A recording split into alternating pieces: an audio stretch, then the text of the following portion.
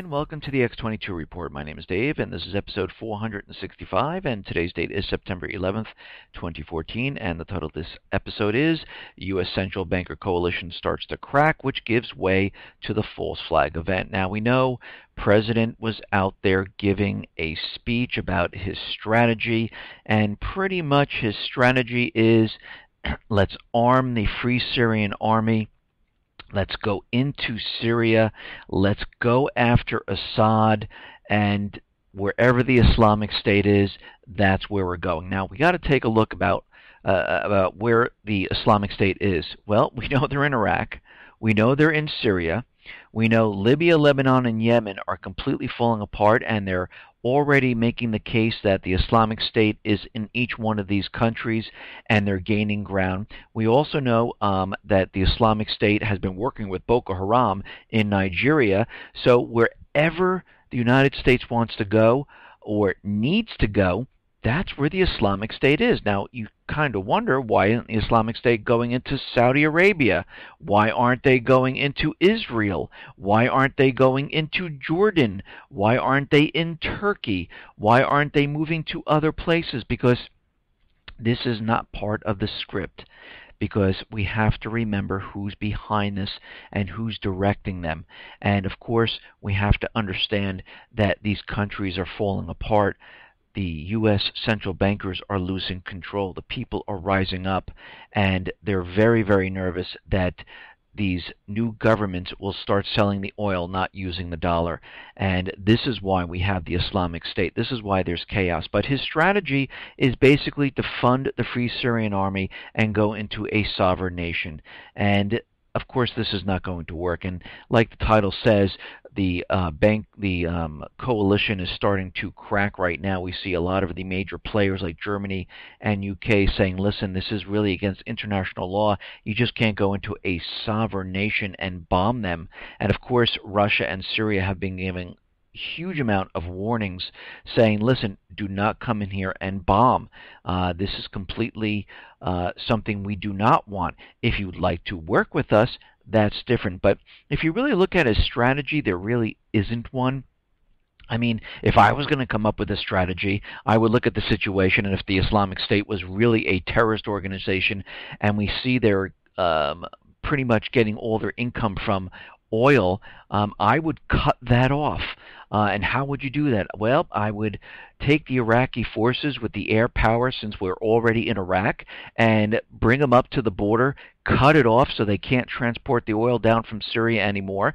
Wherever you see those tankers moving with oil, capture them, get them, cut the entire thing off. But of course, they're not going to do that. And if they do trap them in Syria, let Assad's forces take care of the Islamic State on the back end. They lost their income. The United States and Iraq can come from the other end and pretty much decimate the Islamic State. But of course, we know this is not part of the plan, and they're really not a terrorist organization. They are a trained force from the United States, Israel, UK, and other Arab nations to get into Assad and eventually move into Iran. And they don't want a strategy. They wanted to make it look like it is so difficult and so hard to get this group that it'd be impossible. And this is why we have to go into Syria. And this is exactly what they're doing. Let's get into the economic collapse news now. Now we understand that the European nations are still falling apart. They're slipping into a depression. A lot of them are already there. We see Greek unemployment still at 27%, and you have to remember, since the bailout of Greece, the IMF said everything was solved back then, and of course it's just gotten worse as time goes on. And we have to understand that Greece has now looked at China to help them out of this situation, because the IMF continually puts them into debt, more debt, more debt, more austerity. It doesn't help the situation, and they needed some type of growth, so they looked at China, and they're trying to make deals with China.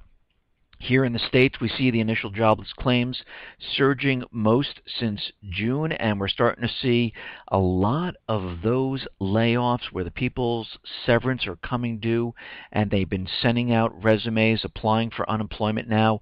It's all starting to catch up with the system, and we see as we move into this fall, it's going to get a lot worse because there's a lot of companies getting to lay off a lot of people. And this is the second week in a row that initial claims have missed. Now, with the housing market, we know it is completely falling apart. We understand we've come out of the summer. We're heading into that fall, into the winter. We see mortgage applications imploding on itself. We see Americans just don't have the money to go out and get a home. They can't find good paying jobs. Most of them are underemployed or unemployed. So it's very, very difficult. So what's happening now is that the foreclosures are starting to ramp up again. And the number of homes scheduled for foreclosure auction is rising, reversing a year's long trend. According to data released Thursday by RealtyTrack, more than 51,000 properties were scheduled for foreclosures auction in August of 2014. That makes this the first annual increase in scheduled foreclosures since the robo-signing controversy tainted the mortgage industry back in 2010.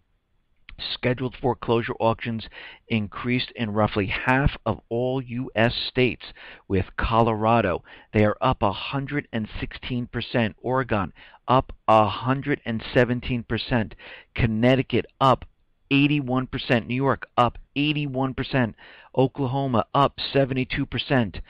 And we can see right now, out of the 6 of the nation's 20 largest metro areas, they are also seeing increased foreclosure activity. D.C., 18% increase. New York City, 18% increase. Baltimore, 12%. Atlanta, 11%. Philadelphia, 11%. San Francisco, 2%. So we see that this is continually moving in the direction where the housing market cannot be sustained. People are saying, listen, I cannot afford this house. I am out. I just got laid off. I can't find a job. I'm underemployed. And it's really starting to ramp up right now. And again, we have to remember back in 2008, a lot of people had foreclosures, they had short sales, they couldn't find good jobs, they dipped into their savings, they lost a lot of their wealth. And right now, those people who have just been getting by and we're coming up to this next major collapse, this is just going to decimate the population, and most of us will not be able to survive this. It's going to be horrific. And the United States government, central bankers, they know the collapse is coming. This is why they've been beefing up and accelerating what has been going on across the globe, because they need this event. They need this war to cover this entire thing up. And when I say cover it up, I don't mean erase it. I mean just to point the finger and the blame to someone else. The collapse will continually happen here. We will see prices continually rise. People will struggle just to buy food. People will become desperate and raid the markets. And especially when these events hit, it's going to make it even more difficult for people to actually survive. And this is why DHS has been prepping. This is why they've been militarizing the police, the local law enforcement. And this is why they've been looking at domestic terrorism, because they're afraid of those people who are saying, we've had enough of this, we don't want anymore, and they make an effort to go after the government. Of course, all of those people are going to be called domestic terrorists, and this is why they're continually saying that, yes, we're watching these people, we're making sure that these people are in check, that we have them on lists, that we know where they are, and they're continually letting us know that this is one of the major problems. Now, it looks like the Scots are most likely going to vote yes in the upcoming referendum. And the Scottish First Minister, Alex Salmond, remains optimistic about next week's referendum, saying Scots will make history by voting yes to break a 307-year-old union with England. And, of course, If they do vote yes, the rest of the world is very, very nervous. And when I say the world, I'm talking about the bankers, the Western central bankers. They're the ones who are really, really worried about this whole entire thing. Banks worldwide are warning of the financial folly that would follow Scotland's decision to exit United Kingdom. Scotland's biggest banks talk of relocating to London, and other businesses are watching currency and economic ripples as the decision nears. A break would mean Scotland's economy of $250 billion would go at it alone and be forced to break its many financial ties with Britain, a $2.5 trillion economy, and a 63 million with 63 million people.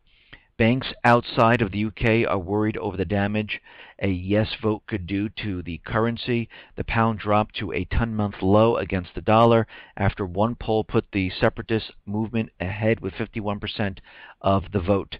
Royal Bank of Scotland RBS believes that it would be necessary to re-domicile the bank's holding company and its primary rated operating entity, HSBC, at the extreme. Uncertainty over Scotland's currency arrangement could prompt capital flight from the country, leaving its financial system in a perilous type of state. Deutsche Bank, the implications of a yes vote would be huge. On the currency side, it could at worst lead to a destabilizing crisis in the whole British banking system. Credit Suisse deposit flight is both highly likely and highly problematic. Goldman Sachs, in the event of a surprise yes vote, the near-term consequences for the Scottish economy and for the UK more broadly could be severely negative. UBS, there is a significant risk of bank deposits shifting abruptly out of Scotland within days of the yes result. Another economic unknown is the fate of the oil reserves in the North Sea, which technically lie under Scotland's waters, but are mostly operated and extracted by UK energy companies. So out in Scotland, they have the oil out there, and most likely that would go to Scotland. And what the bankers are really worried about, are they going to have a central bank? Will they be working with the central bank? Will they be working with the IMF? What are they going to do? Are they going to do the same thing Iceland did? Will they join the BRIC nations? They don't know, and they're very, very nervous about this. Now, it looks like China holds a gold congress, positioning itself as a global gold hub. And in China, gold is money. Both China Gold Association and the Shanghai Gold Exchange were established with government backing, and their growth and success reflect a very deliberate pro-gold strategy on the part of the Chinese government. Even though the China Gold Association is a non-for-profit member association, it still primarily acts as a conduit and coordination group between the government and the gold producers. The development of the Shanghai Futures Exchange also provides an additional venue for hedging and gold price discovery. In China, gold is money and is accepted as such by the general population. Gold is now used widely in the banking sector in structured products as gold collateral and in gold leasing. The presence of the Chinese bullion banks in the market via the Shanghai Gold Exchange provides the necessary liquidity that is turning the exchange into a world player on the global gold market. We may soon see global gold hub wars between London and New York on the one hand, and the increasingly powerful eastern hubs of Singapore, Shanghai, and Beijing on the other. And we can see right now China is positioning itself to be a major, major gold hub. Their economy, their people trade in gold compared to the United States and the Western central bank worlds, where we mostly just trade in paper and ink. And they've convinced most of the world that gold is not money, it's a relic, and most of the people do believe this. They don't think gold or any type of precious metal is really worth anything. And if you look at the other countries like India, like China, and many other nations, they always keep gold on hand personally, physically. Here in the United States, many, many people do not hold any type of precious metals because we've been brainwashed that the paper and the ink is the valuable currency, that it is money, but it really isn't. The precious metal is the money, and this is why all these countries have been buying up physical gold. This is why central banks have been buying physical gold. And still, I cannot find anywhere that the United States central banks have been purchasing gold at all. And I'm talking physical gold. Now, it looks like DH is out there. I know they have a couple of programs. If you see something, say something. New York also has programs about if you believe someone has an illegal firearm, report them. We'll start an investigation. Doesn't matter if they're innocent or guilty, we'll still investigate, and if they are illegal, you'll get like $500 or something like that. And of course, this is completely against the rights of each individual. You have to be proven to there has to be a reason why they're investigating. You just can't say, oh, I believe this, and they start investigating. But we can see right now that Homeland Security, Jay Johnson, announced that the Department of Homeland Security will be giving retailers guidance on how to spot potential terrorists based on what the consumers buys. So, if somebody comes in and buys a bag of fertilizer, that's very suspicious. Somebody comes in and purchases bullets, that could be suspicious. Someone comes in and buys a lot of fireworks, that might be suspicious. It's absolutely ridiculous what they're doing here. And who wants a store owner, and the store owners especially, do they really want to get involved in what people are buying? It's none of their business. And there's no proof of anything, and the store's selling it. So it makes no sense what they're talking about. What, somebody comes in and buys a pressure cooker? Someone buys black powder? It makes no sense whatsoever. The only sense it makes is they want everyone to tell on each other and let them be the eyes and ears of DHS. It's almost like what happened in Nazi Germany, where the people, if they told on someone, they would get food, they would get money, and they had people telling on people left and right, and really it only benefited the government and not the people whatsoever. And we see the same thing happening here. Now, China and Russia, they're going to build one of the largest ports in Northeast Asia on Russia's Sea of Japan coast. It is the latest step by Beijing and Moscow to bring their economies closer and diversify from Western influence. The new seaport will be located in Russia's Far East, just 18 kilometers away from the Chinese border, and will be capable to handle up to 60 million tons of cargo a year. And you can see right now that they are moving closer and closer together, further and further away from the West, and they're separating themselves. And we can see this right in front of our faces here, with them teaming up and creating a SWIFT type of system, them trading outside of the dollar using yuan and rubles, and we see the BRIC nations creating their banks, loaning out money, which basically has nothing to do with the dollar at this point, and this is continually ongoing. Now, Poland is out there, and they're still complaining. They're claiming that their gas supplies are dropped once again. They have a shortfall of about 45%, and they're saying that yes, Russia is, limiting the amount of gas that we got here, and they're continually doing this. And Gazprom is out there still saying, we are not limiting the amount of gas that you are receiving. It is the same 23 million cubic meters per day. And what they're saying is that they don't know why this is happening. So Poland said that they're going to they've decided to import gas from Germany and the Czech Republic to make up the shortfall. It has also halted 4 million cubic meters in reverse flows to Ukraine. And of course, we have to think about this for 1 second here. The pipelines run through Ukraine. Ukraine is short gas, and I know they're getting the reverse flow, but they're not getting that much.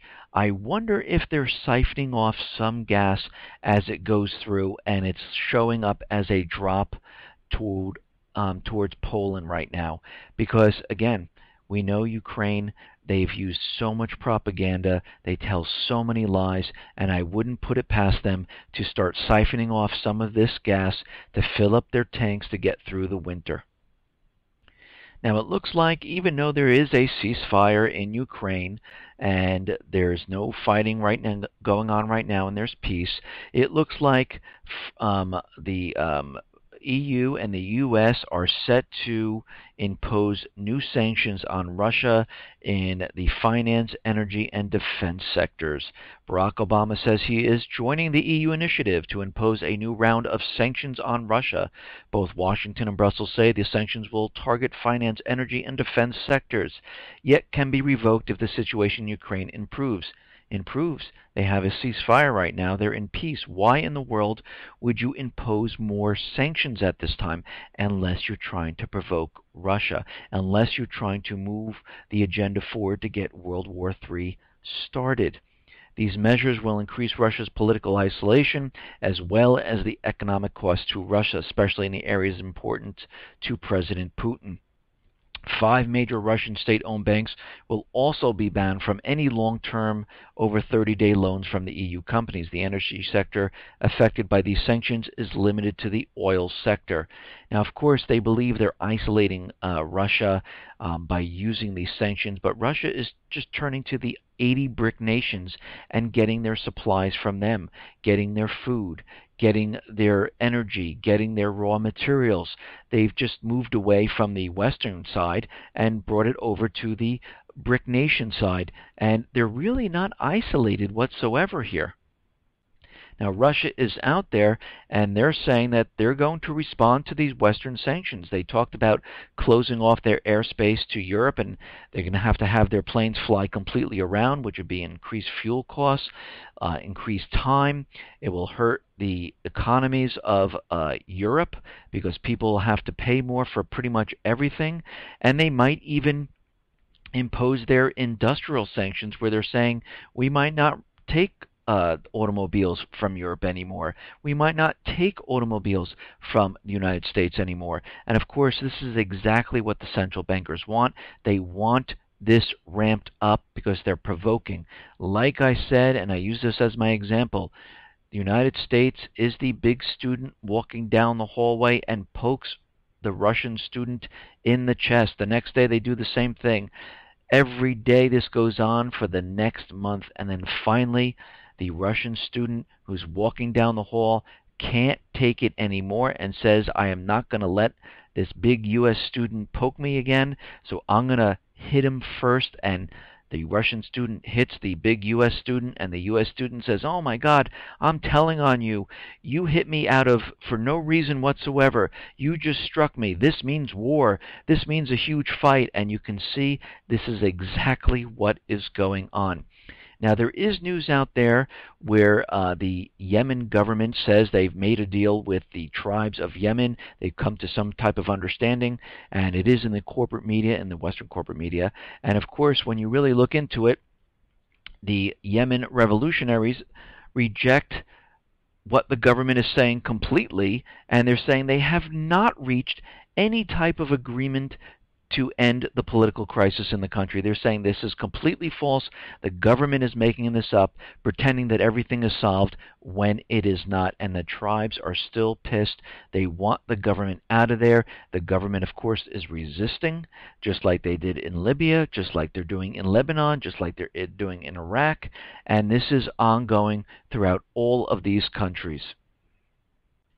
Now, of course, Obama was out there, and he was giving his big strategy speech, and it really wasn't a strategy. I mean, he's out there saying there's no safe haven, and Obama declares airstrikes on the Islamic State wherever they exist. Well, we kind of knew this was happening in the first place, and we knew that this was set up in this fashion so they can move into each one of these countries because it's the exact countries they need to get into. And President Obama announced that the U.S. will conduct a systematic campaign of airstrikes against these terrorists. I've made it clear that we will hunt down terrorists who threaten our country wherever they are, Obama stated. That means I will not hesitate to take action against the Islamic State in Syria as well as Iraq. Well, he's already doing it in Iraq because they gave him permission to come in. Syria is saying, no, we would like to work with you. The president's strategy in Syria will also be supported opposition forces, and he again called on Congress to give the U.S. government additional authorities and resources to train and equip these fighters. You have to remember, the Free Syrian Army, they had been losing the battle. Assad has been winning against them, and now he wants to ramp up with military aid, with military weapons, and he wants the FSA and the Islamic State to pretty much clear the way all the way up to Assad with the help of air support. This is the exact strategy they were going to use back in August of 2013 with the false flag event of Assad using chemical weapons on his own people, which turned out to be completely false. They were going to, and you have to remember, they had all the aircraft carriers out in the Mediterranean, they had forces standing by, and they were going to use air power to take out a lot of the infrastructure, like their Air Force, a lot of their troops, and have the FSA move right up into Damascus and take out Assad. And they're using the same exact strategy that they put forth back a year ago. So here we are again. And like I said in the beginning of this, if he really wants to stop them. And he said this in his speech, like Obama says he's going to cut off the funding for the Islamic State while he simultaneously announced his intention to increase financial and military assistance to the Islamic State in Syria. So it makes no sense what he's talking about. If he's going to cut it off, find out where their banking is, cut off their chain of deliveries of oil, and it's done. But this is not what they're doing. He's giving a lot of lip service out there. He's making it seem like this is a much harder thing, and we have to go into Syria, and he's just continually using this line of reasoning right now. And of course, he's out there saying that he doesn't need any type of support from Congress. He can do whatever he wants. He can call a strike. And you have to remember, according to the Constitution, according to the War Powers Act, according to the UN laws and international laws, he cannot just do this. Let's listen to what James Madison said. He said the president cannot initiate military force without congressional authorization. Regarding the power to declare war, Congress, not the president, alone can declare war, because the executive branch is the branch of power most interested in war and most prone to it, declared James Madison. So we can see the founding fathers knew exactly what was going to happen, and this is why they gave the power to Congress. Now, of course, the president, during this whole speech and everything, he decided that he's going to send in another 475 additional troops into Iraq. And of course, there are no boots on the ground whatsoever, except for all the troops that he continually sends in there. And of course, they call them advisors, but they're combat ready. They're Marines. They're ready to go. And it was funny, I was putting this together today, but Kyle, thank you for emailing it. He emailed me the stats of how many troops are actually in there. July 17th, 275 troops. Of course, they call them advisors. There were 300 already in Iraq at the time previous to the 275. June 30th, an extra 300. July 1st, 200 more. August 12th, 130. August 21st, 300. September 2nd, 350. Last night, 475. We have 2,330 troops inside Iraq right now. Thank God we don't have boots on the ground. Like I said, whenever a government official or banker, central banker, comes out there and tells you something, it is always, always, always the opposite. Now, it looks like the White House is going to go in front of Congress, and they're going to give them their plans and make their case before Congress pretty much today. That's what they're going to do. And they're going to present it and say we need $500 million for the Free Syrian Army, and we would like to go into Syria. Please vote on this, and we'll have to see what Congress does. You have to remember, according to a lot of polls and people, Congress has a very, very, very low rating right now. And of course, I know they have these manipulated polls out there saying that the people want to go into Syria. People are ready for war. And I believe that they're using these polls to convince everyone that this is what everyone thinks. So everyone just follows along and follows the herd. But when I speak to people, and many other people on the forum, they're also saying that they've been talking to people and they're really not all for it. I can't imagine anyone who wants to go to war for years. And it makes no sense to me that people actually want to do this, because 1 year ago they didn't want to go into Syria, and now all of a sudden they want to go into Syria.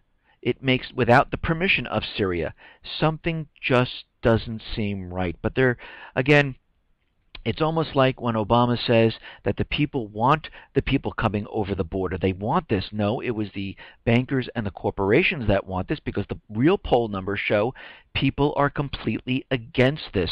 They want a border. They want procedures. They just don't want the illegals coming in. And this is why President Obama put off his executive action until after the elections, because he knows if he imposed that, the people would pretty much look the other way and say, we're not voting for the Democrats because this is what they just put out there. And this is why he's actually waiting till after the elections, and then quickly he will then put the executive action in place. Now, Turkey is refusing the U.S. permission for combat missions against the Islamic State. Turkey will not allow a U.S.-led coalition to attack jihadists in neighboring Iraq and Syria from its air bases. Well, of course not, because they're all part of the same system, and they don't want them in their country right now because they don't know what is going to happen during this time period. And, of course, they don't want to be right there while the United States is attacking Assad in Syria. So they're saying no go here. U.S. is looking at Saudi Arabia right now. Secretary of State John Kerry arrived in Saudi Arabia Thursday for talks with the leaders there. The trip is part of the Obama administration effort to forge a coalition of the willing against the Islamic State. Saudi Arabia has agreed to an American request to provide a base to train the Free Syrian Army and to launch attacks from Saudi Arabia. Now, it looks like the Obama's broad coalition is starting to fall apart. Germany and the UK on Thursday ruled out carrying out airstrikes on the Islamic State militants in Syria. We haven't been asked, nor will we do it, German Foreign Minister Frank-Walter Steinmeier told reporters, and his UK counterpart Phil Hammond explicitly ruled out airstrikes in Syria after the UK Parliament struck down such a move last year. And it's very difficult to make a case to go in and attack a sovereign nation, and this is why I do believe we are now moving into that false flag event territory, because they are not going to get what they want to get into Syria. And of course, Syria is continually out there and screaming. The leaders are screaming, we are ready to coordinate their any anti-terrorist policy with the world community. Please come to us. We will assist to get rid of these terrorists. And if you noticed, the United States is not including Iran and is not including Syria whatsoever. Now, Russia is out there, and they are saying that any U.S. military action on Syria territory would be considered an act of aggression. Damascus is backing this up. They are saying the exact same thing. If you attack us, this is an act of aggression unless we approve the bombings. But again, you have to remember they're calling Assad a terrorist. They don't believe he's the rightful leader of Syria, even though all the people came out and elected him the president.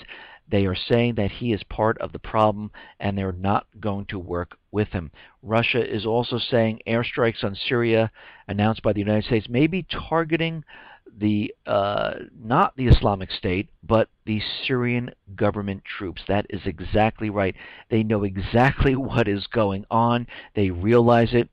And this went on to say it is possible to win over them just with the use of air forces, and they're saying that they would have to have a ground type of operation. But looking at the strategy of the U.S., they say their operation is to use the Islamic State and the Free Syrian Army as their ground forces while they bomb the Assad regime's air force and troops and things like that. So they know what's going on, they understand it, and they realize what the United States is trying to do, because it is the same strategy they used 1 year ago. Now, Secretary Jay Johnson says the U.S. should not let our guard down, even as it gears up for confrontation with the Islamic State, because he's saying just because the Islamic State is out there doesn't mean that they're only a terrorist group. We really are keeping a very close eye on domestic terrorists. Now, that's a very strange thing to say during this whole period about the Islamic State, where their biggest priority is domestic terrorism instead of the Islamic State. Now,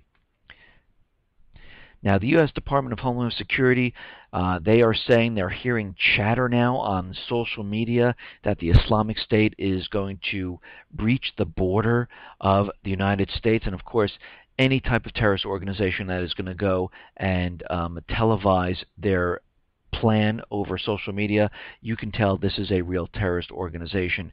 This is absolutely ridiculous. I mean, they're hearing chatter over social media, and this is what they're using.